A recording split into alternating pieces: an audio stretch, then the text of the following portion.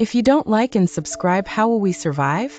Casey Hart hated old houses, but she had inherited one anyway.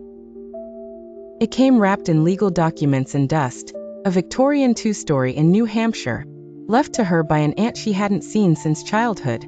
The lawyer called it a blessing. Casey called it a burden. The house was mostly empty, cracked walls, peeling wallpaper, no central heating. But tucked away in the upstairs bedroom, behind a heavy velvet curtain, stood a full-length mirror, gilded, untouched by dust, almost glowing. She didn't remember the mirror from her childhood visits. Maybe she'd never dared go in this room. Still, she found herself staring into it. A long time. Her reflection stared back, tired eyes, chapped lips, hoodie dusted with drywall. But then her reflection smiled. She didn't. Casey jerked back, her spine iced. The mirror was still. Her own face, mirrored back, now matched again. She laughed nervously. Sleep deprivation. Nothing else. She left the room and shut the door. But that night, she dreamed of standing in front of it again. Only she wasn't in control. Her hands moved on their own. Her reflection laughed without her. It whispered, "You left me behind once. You won't do it again."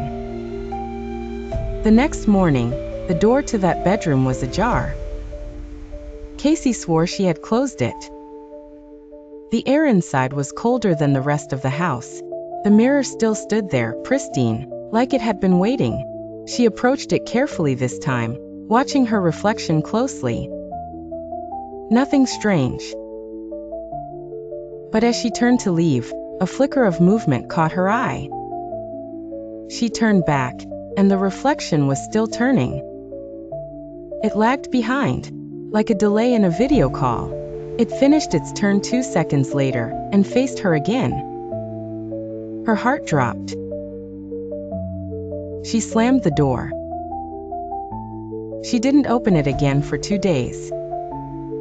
But the mirror didn't stay in the room. By the third night, it stood in the hallway. No one moved it. She hadn't. At least she hoped not. She couldn't sleep, couldn't eat, couldn't shake the feeling of being watched, even when she wasn't near the glass.